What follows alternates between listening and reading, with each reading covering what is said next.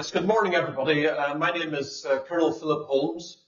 I'm the founder and chief executive of a registered charity called TEDxUWE, which works only in Nepal. And this morning I'm going to share with you some of my experiences from working in Nepal for the past 25 years, including living there for 8 years. And I'll explain how ripples of change that started in January 1999 turned into really major waves of transformative impact, the nature and scale of which I could not have anticipated. I'm going to start here. This is me in Belize in 1987. I was a British Army dental officer, and I know I haven't changed a bit yet. Life was pretty good. I was traveling the world, and probably had more money than good sense. But all good things really had to come to an end, and the following year I married this lady. It was called Esther Benjamins, and I have to say, it was quite an unlikely relationship in so many respects. I was a Northern Irish Presbyterian, she was a Dutch Orthodox Jew, but the combination actually worked really well. We were sublimely happy together. I think if you'd been an outsider looking in, you'd have said those are the stereotypical dinkies, the double incomes, no kids. We were both pursuing our respective professions. I was moving into specialist dentistry. She was a lawyer by profession, and in 1998 she was appointed a judge. The no kids element was not a lifestyle choice, though, by any means, quite the opposite. Because Esther desperately wanted to have children, and in spite of the interventions of medical science, the children didn't come along. And in 1998, Esther went into a terrible depression, a downward spiral that I couldn't do anything about. And on the 4th of January 1999, she took her own life. Clearly, that's not a case of ripples. That was a major shockwave that impacted upon me, friends, and family, and something that I had to deal with. And I could talk for hours about how I managed that. But suffice to say, something quite surprising, I didn't go to pieces. I wasn't devastated. And I suppose in the midst of all those emotions and the trauma, this almost came as a kind of a wake-up call where I was stopped in my tracks, and I had to ask myself the question of what I was doing in life, where I was going. Was there something else I could be doing better with my God-given talents? And from the day of Esther's death, the army and dentistry had become totally unimportant. And there was one other thing, and that was that she had left a suicide note, and it was a one-line sentence, and it just said, "Life without children is unbearable for me." And that actually represented a challenge. I had to do something about that suicide note.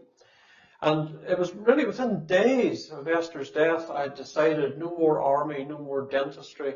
I was going to set up a children's charity in Esther's memory. I also decided that the charity would work in Nepal, and that decision fell out of the fact that at the time of Esther's death, we were living in an army housing estate in the south of England, and we had Nepali neighbours. They were Gurkhas who were serving in the British Army. So that was the very immediate decision. There is Nepal. It's a little slither of a country on the map. It's sometimes characterised as being a mango between two boulders, the boulders of course being China and India. It's got a population of about 32 million, half of this country. There was, I suppose, one tiny little problem with my plan, and that was that I'd never actually been to Nepal before. I'd never been to Asia before. In fact, if you're looking at this in sort of HR terms, I had all the ticks in the wrong boxes.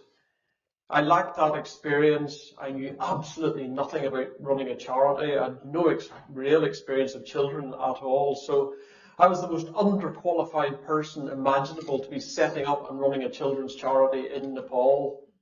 But it was still very firmly fixed in my mind that this was what I was going to do. So in November 1999, 10 months later, I paid my first visit to Nepal, streets of Kathmandu. I had £35,000 in charity funds. That was a lump sum that I paid into it myself from a pension entitlement that I had. And that's a lot of money, but actually when I arrived in Nepal, it felt very much like the feeding of the 5,000, the loaves and the fishes. As the disciples asked the Lord Jesus, what is so little amongst so many? When you see the scale of poverty and the need over there, where do you begin? And I suppose my problem was compounded by really my ignorance of where to turn.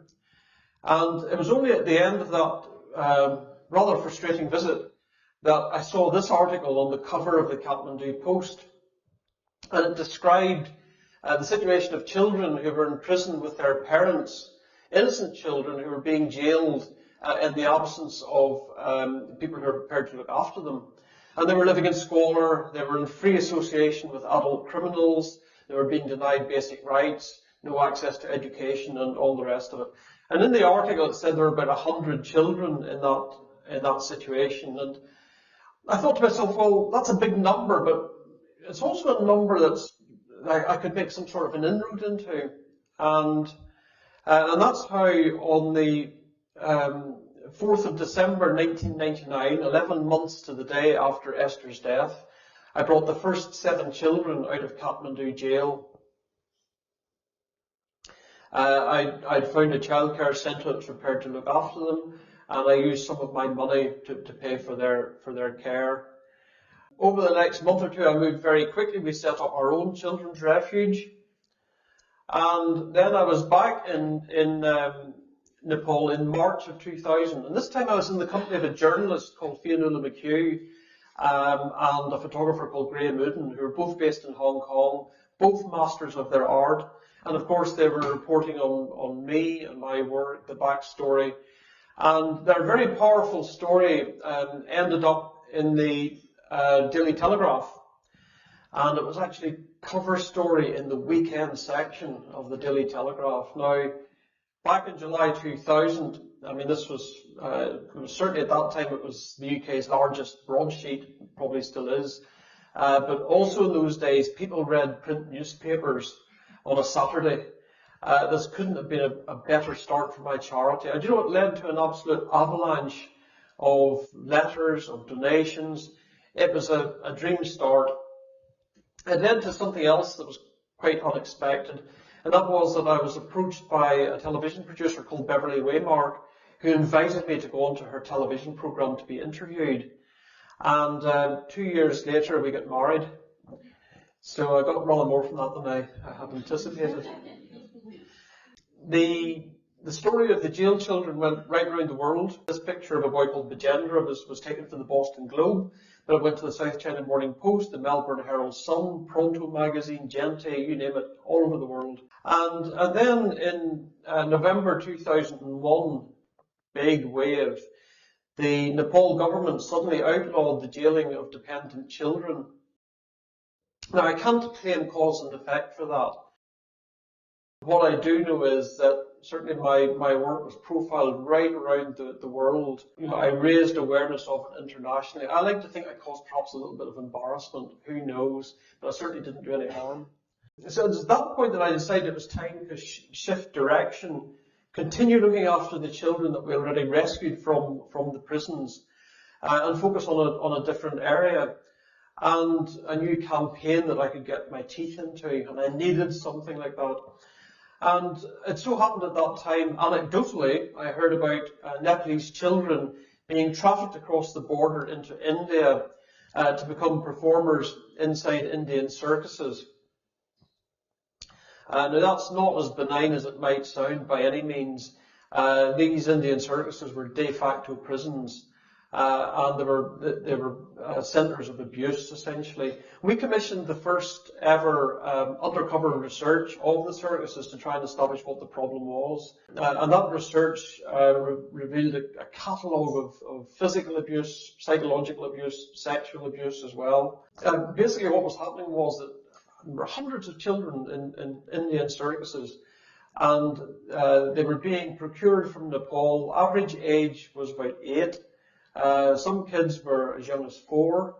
80% of them were girls, and they were being taken across the border into these circuses, into these prisons where they became slaves. and they would be there on illegal contracts of 10 to 15 years. Having collected this research, decided to do something about it, and Bev and I moved to live in Nepal so that I could head up this program. And I said at that time that I wouldn't return to the UK until the circus children issue was resolved. And I allowed myself a very optimistic 2 years to achieve that. And I remember at that time that my then colleague in Nepal, who was a former captain in the Gurkhas, Nepali, he said to me, right, Philip, so what, you and me are going to take on the whole Indian circus industry? And it really was, it was like 2 men and a dog, or 2 dogs, as the case may be. And I said, yes, we will. We'll do exactly what we did with the prisons. We will do 1 prison at a time, 1 circus at a time. So from Nepal, I planned and coordinated a series of raid and rescue operations on the circuses to bring the children back to Nepal. This picture was taken on Boxing Day 2004. It was the day of the Great Tsunami as it happened. This actually shows a circus that made the mistake of an Indian circus that made the mistake of crossing the border into Nepal, and it's being raided by the Nepal police and the army. And this was how we operated. We were operating with NGOs, with the authorities, with the police, and so on. But notice the high barrier around the outside. This is why it was like a prison. Once those kids were inside, they couldn't get back out again. Those are the 8 children who were freed that day, all girls. And I think you can still see the smiles that speak for themselves, really. And the girl with her hands to her mouth, who just can't believe that she is free. This was the first of a lot of rescue operations that took place over the following 7 years. In that time, we brought 350 children out of the circuses. And here's where the sort of unexpected kicks in. A further 350 were released voluntarily by the circuses to avoid the bad publicity, to avoid the risk of prosecution. I hadn't anticipated that at all. We didn't have to go to every circus and bring the children out. In parallel with this very dangerous work, my field team were tracking down the traffickers, and this was the first one that they picked up. It was a guy called Danny Gorham, and this was in 2006. He appeared in court. We supported the case. We provided the witnesses. And Danny Gorham went down for 20 years in jail. And this was an important legal landmark because at that time, as far as the Nepalese courts were concerned, trafficking was the sex trade. And this was the first time that the Nepalese court recognized this Indian circus as being a trafficking destination. It actually set the legal precedent for a further 18 traffickers to be sent to jail. You know, if you want to stop child trafficking, this is the way to do it. Find the traffickers and put them in jail. It works every time. The girls' challenges didn't end when they left the circus gates. Most of them were coming back to Nepal with some degree of post-traumatic stress disorder, which isn't what you expect from kids coming from circuses. They were returned to Nepal to villages and to families, and they were carrying a lot of stigma. They were perceived as dirty circus girls. Very, very unwelcome, and it was up to us to also manage their rehabilitation and to move them on in life. We always gave first priority to education, if at all possible. These are the girls you've seen previously. The girl with her hands to her mouth is a lovely example in that she came to our refuge in Kathmandu, and this was something that we had to do. We had to look after an awful lot of children who were at risk of being re-trafficked if they were sent back to their families. From our refuge, she attended school. We funded her through school. We funded her through university. 5 years ago, she passed her bar council exams. I dream of her becoming a judge and having a trafficker over in court someday. Who knows? Other girls lacked perhaps the interest in going back to school because they might have been in their mid to late teens by the time they were rescued. And for them, we had to teach them skills. And this required some creative thinking on my part. And one of the things that I taught them actually was how to make mosaics, because this is a hobby of mine. And basically, they were breaking up bathroom tiles and reassembling them into pictures. They became very good, as you can see from that Nepalese bee eater. They were able to sell these to make money.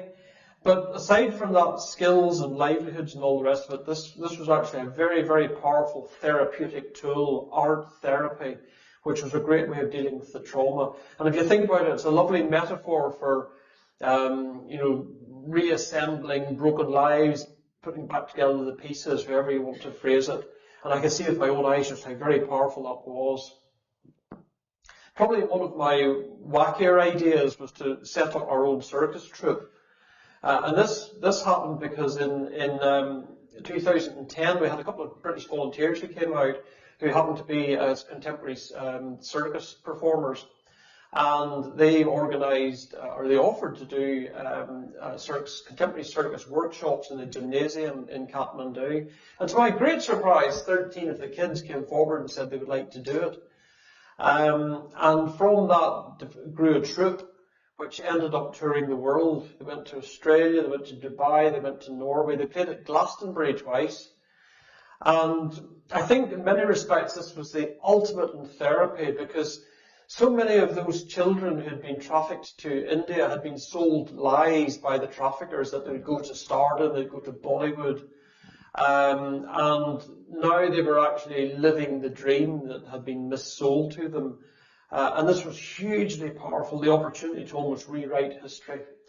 This picture was taken in March 2011, and it was the last circus rescue that we did. And by this stage, we had reached a point where there were hardly any more children to rescue in the circuses. The reason being, at one end of the trafficking route, all the traffickers were in jail, so the procurement had stopped. At the other end of the trafficking route, the demand at the services had dried up. Instead of employing little scantily clad Nepalese girls, they started to employ adults from the Russian Federation and from Kenya and places like that as the new star attractions. And essentially what we had done was to close down a child trafficking route. That is pretty well unprecedented. It's certainly in that part of the world, it just doesn't happen. A major ripple effect which got even bigger, because at that time another strand of our work came good, in that our partners in India, the Childline India Foundation, had been petitioning the Indian Supreme Court to outlaw the use of child performers, and that suddenly came good. The Indian Supreme Court ruled that children under the age of 18 could no longer be used as performers, and that kind of put the seal of sustainability onto my work. It wasn't going to start up again. I'm just going to sort of shift scenario quite radically now to a different sort of situation altogether. In by about 2009, 2010, my refuge in Kathmandu had become really big. We had about 90 to 95 children there. And that presented a huge challenge in the month of January, which was the school holiday month. Can you imagine 95 children at home looking to be entertained for a month? And I was very reliant on volunteers coming over. And one of my friends, who was a lady called Marion Bennett, came over, and she was an amazing lady. She came with a suitcase of art and craft materials. And again, it was like the feeding of the 5,000, going in there to a refuge of 95 kids with a suitcase. But she took it all in her stride. She wasn't remotely fazed by this. And when she returned to her home on the Scilly Isles, she gave a talk to a women's group. And the following day, she met one of the women in the street, and the woman said, I was really impressed with your talk yesterday. I've just been down to the solicitor's office, and I've written my will, and I've left my house to the charity. She then spoke to her brother, and he did the same.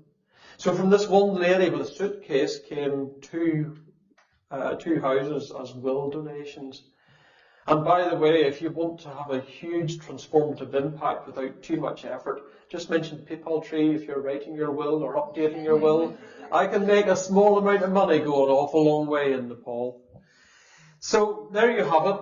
These are some of the things that fell out of that dreadful tragedy in January 1999. Changes in legislation, closure of child trafficking route, much more besides. But for me, in many respects, probably the most heartwarming thing is the thought of round about around about 1,000 children who have found freedom in Esther's name. These are Esther's children. Some of them still call me Philip Daddy, which is very disconcerting. They include Bajendra, who you saw looking through bars earlier on. He's now a school teacher in his village back in Nepal, and he's now a father with his own kids. Which really sort of takes me on to the TEDx takeaway, the idea that's worth spreading. And there's really three elements to that. First of all, I would say, do not be overawed by the scale of the challenge. Secondly, do not think that you lack the resources to do what has to be done. And thirdly, don't believe that you lack the skills either. I was totally unskilled and under-resourced for what I did. And I think when you're in that situation, other factors can kick in, like, for example, commitment, passion, determination, love. And you can't really put a value in those, but they certainly outweigh those material resources. And I think also, I keep going back to the sort of feeding the 5,000. If you look at what happened in that particular story, whether you believe it or not, what actually happened was they made a start, and it all happened from there. And I say that's really important. If you see a big challenge, make a start and do something. Be prepared for the unexpected. Be prepared for amplification, serendipity. Miracles can happen. And if even one person in this room today, or one person who's watching this online, can pick up the challenge, those ripples of change that started in January 1999 can go off in totally different directions. And I find that a fascinating thought. Thank you very much.